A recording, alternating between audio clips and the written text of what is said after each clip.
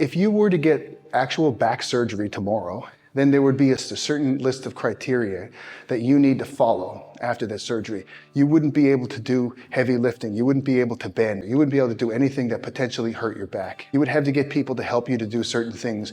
You would have to take 2 to 3 weeks to really rest and so that your back can heal. So virtual surgery is exactly that, because people have back pain throughout the day and throughout their weeks, and they continue to go to work and they continue to walk the dog and take out the garbage and do things that's damaging to their back. So it can't heal. They don't give it the time, and they think that they don't have the time to take 2 weeks off from work to let their back heal.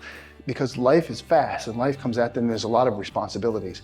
But if you had surgery tomorrow, you'd have no choice but to change those things. So virtual surgery is exactly that. You pretend like you just had surgery, and you do all the post-surgical things that you would have done if you did have surgery.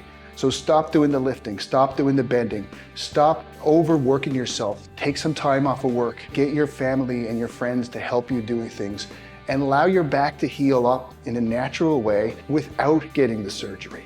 Some people absolutely need the surgery. If you can avoid it, then the best thing is to avoid it. And a lot of my clients have found in the past that after a few weeks of pretending to have just had major back surgery and being very careful with what they do, well, the back goes ahead and heals itself in that zone without the surgery. So it's a funny concept, but trying some virtual surgery, take 2 weeks. I challenge you to do that. Take 2 weeks and pretend like you just had surgery and follow all those protocols that you would have to follow if you just had surgery, and just see how good you feel after 2 weeks.